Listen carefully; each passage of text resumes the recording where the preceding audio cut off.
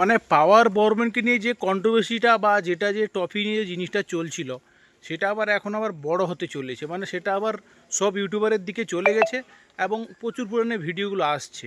তো মেন কারণগুলো কি, যেটা সোনার ইঞ্জিনের যে যেটা সেটা দেখলাম। তারপর কালকে আমি টিএম সাউন্ডের দাদার ভিডিওটাও দেখলাম। তো এই ভিডিওটা দেখে একটা জিনিস বুঝতে পারলাম, কল রেকর্ডিংটাও শুনলাম, যে কিছু হনু নিজেকে অনেক বড় হনু মনে করে। যে ভাবলো একটা ইউটিউবারের নাম্বার পেয়ে গেছে। প্রথমত ইউটিউবারকে এরা প্রচুর সস্তা মনে করে নিয়েছে, যে ইউটিউবার এরা ভিডিও করছে, নিজের মেহনত করে ভিডিও করছে। ভাই ঠিক আছে, তোরা হচ্ছিস সাবস্ক্রাইবার, তোরা নাম্বারগুলো পেয়েছিস, ঠিক আছে, কিন্তু ভাই আমরা যে ইউটিউবাররা আছি, আমরা ভিডিও করছি তোমাদেরকে জাস্ট এন্টারটেনমেন্ট করার জন্য, তোমাদেরকে ভালো লাগার জন্য। সে পাওয়ার ফ্যান হতে পারে, সে যে কোনো ফ্যান হতে পারে। আর অ্যাকচুয়ালি বলতে গেলে শোনো, সবারই ফ্যান আছে, পাওয়ারে থাকতে পারে, বর্মনে থাকতে পারে, কম বেশি সবার ফ্যান আছে। তো তোমরা নাম্বারটা পেয়ে গেছো মানে, তার মানে এটা নয় নাম্বারটা পেয়ে তুমি ধমকি দিবে, যা খুশি বলবে। হয়তো সে দাদা হয়তো কোনো ভুল করে ফেলেছে, হয়তো ভুল হতেই পারে, না হওয়ার তো কোনো ব্যাপার নাই। তা বলে তুমি কল রেকর্ডিং ছাড়া তোমাকে এটা হিমোটটা কে দিল, সাহসটা কে দিল? মানে নিজে কি বিশাল বড় হনু দেখা চাইছো নাকি? তো বর্মনের ফ্যান হোক, সে কোনো হনুর ফ্যান হোক, সেগুলো দেখার কোনো প্রয়োজন নাই, ঠিক আছে। আর একটা কথা আছে যে সোনার যেটা সোনার মালিক সেটা যেটা বললো সেটাও শুনলাম, যে ঠিক বলেছে, যে তার মতন ইউটিউবার, দাদার মতো ইউটিউবার বলে কিছু বলেনি, শান্ত মনে। কারণ আমার একটা জিনিস কালকে খুব খারাপ লাগলো, কী বলতো, যখন উনি ভিডিওটা ছেড়েছেন না, খুব কাঁদো মাঁদো অবস্থা ছিল, মানে মানে মুখটা দেখে, চোখটা দেখে খুব একটা অন্যরকম লাগছিল, যে সেই দাদা যখন কনফিডেন্স, কারণ আমাদের হচ্ছে আমরা তাদেরকে গুরু মানতেই হবে, কারণ ও হচ্ছে অনেক পুরনো ইউটিউবার। হয়তো একবার এক একটা ভুলভাল ভিডিও হয়ে যায়, কিন্তু তাদেরকে রেসপেক্ট করা খুব দরকার, কারণ আমাদের থেকে বেশি নলেজ তাদের আছে। তো কথা হচ্ছে, কালকে যখন ভিডিওটা করলেন না উনি, তো কেমন একটা না গিল্টি গিল্টি ফিল ছিল, এবং কেমন একটা ছোটো ছোটো মনে হচ্ছিলো, সিরিয়াসলি বলি, খুব আমার জিনিসটা খারাপ লাগলো। যেমনটা সবসময় ভালোভাবে ভিডিও করে, সে মানুষ আজকে এটা ওটা। আর অনেকেই শোনো, গালাগালি তোমরা অনেকেই করো, পাওয়ারকে নিয়ে ভিডিও করলে তোমাদের সমস্যা, বর্মনকে নিয়ে ভিডিও করলে তোমাদের সমস্যা, সার্জেনকে নিয়ে ভিডিও করলে তোমাদের সমস্যা। তোমাদের সব কিছু সমস্যা তো আমরা আর মেটাতে পারবো না। যার যেরকম মেন্টাল, যার যে যেরকম মেন্টালিটির মানুষ, সেরকমভাবে তোমরা বলবে। তো মেন টপিকে আসি, যে ট্রফির ব্যাপারটা কি। আরে ভাই, ট্রফি তো সব জায়গায়তে দিচ্ছে, শুধু ওই বর্মন হনু বা অন্য কোনো হনু পেয়ে গেল সেটা তো নয়, সবাই তো পায় ট্রফি, তো সবাই পায়।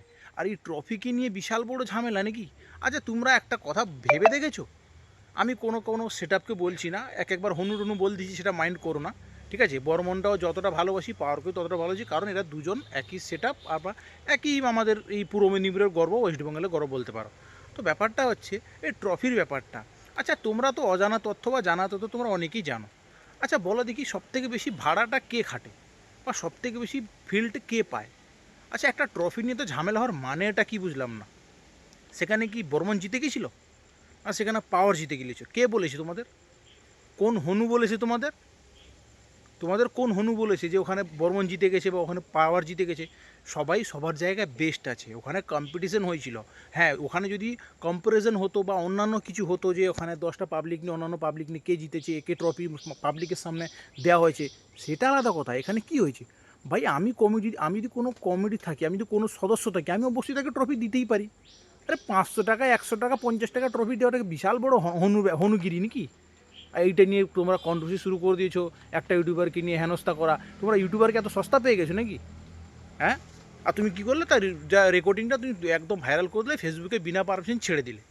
তোমাকে না, তোমার সত্যি তোমরা আমাদের পাল্লায় পড়োনি। গালাগালি খেয়ে না তোমার মুখ দিয়ে বেরিয়ে যেত সব কিছু, বুঝতে পারছো তো? কিছু বলছি না, ইউটিউবে গাইডলাইনের জন্য কিছু বলছি না। তো একটু চুপ থাকাটা, আমি বললাম, আমি ভাবছিলাম যে এগুলো নিয়ে ভিডিও করবো না, তো কিছু কিছু ভিডিও দেখে আমার খারাপ লাগলো, তো আমি ভিডিওটা করলাম। আবার কিছু হনু এসে বলবে, তুমি তো কোথাও যাও না, ভিডিও করো। আমার কোথাও যাওয়ার দরকার লাগবে না, আমার এদিক ওদিক থেকে ভিডিও ম্যানেজ করে আমি ভিডিও পোস্ট করব। তোমাদের ভালো লাগলে তুমি দেখো, না ভালো লাগলে না দেখো।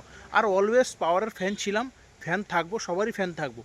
একটা কথা বলো, আরে ভাই, যার বেশি নাম হচ্ছে, যে বাইরে দুনিয়ায় যাচ্ছে, সব জায়গায় যাচ্ছে, বেশি ফিল্ড পাচ্ছে, তো তারই তো সাপোর্ট করবে মানুষ। যাকে চেনে না জানে না তাকে কি মানুষ সাপোর্ট করবে নাকি? হ্যাঁ, আর কিছু হনু যে কমেন্ট করছো যে তুমি চ্যানেলটা তুলে নিয়েছো, তুমি এই পাওয়ারের সাপোর্ট করে এখন সবার কিনে, আচ্ছা তোমাদের জন্য করতে হচ্ছে। আর তোমরা নিজেই বলো, আচ্ছা দাদা তোমরা নিজেই বলো, তোমরা বলো আমি কি শুধু অনলি কি পাওয়ারের ভিডিওটা পোস্ট করবো, আর কি কারো ভিডিও পোস্ট করতে পারবো না? এটা তো ইউটিউবের গাইডলাইন বলে না, বা এটা ইউটিউব তো নয়। তোমরা যখন সাপোর্ট করবে সবাইকে সাপোর্ট করো। আর অলওয়েজ যেটা আমি লাভার সেটা আছি, তোমরা অবশ্যই জানো ভালো করে। কেউ যদি ছোটো করবে কাউকে ছেড়ে কথা বলবো না, সে কোথাকার হনু হোক না কেন। আর তোমাদেরকে বলি ট্রফির ব্যাপারটা বলো না, পাওয়ার মিউজিক সত্যি যেটা বাই টিএমএস সাউন্ড যেটা করেছে ও তো মিস্টেকে ভুলে হয়ে গেছে। তো আর ওটা হচ্ছে আমার পাশেও সেই লিঙ্কটা পাঠিয়েছিল, সেই ব্যাপারে আমাকেও ভিডিও করতে বলেছিল। কিন্তু আমি যখন দেখলাম যে এই ট্রফিটা বা ওখানকার সেটআপ নয়, তার জন্য আমি কিন্তু চেপে গেছি। আমি কোনো একটা রিলস বা কোনো একটা ফটো দেয়নি।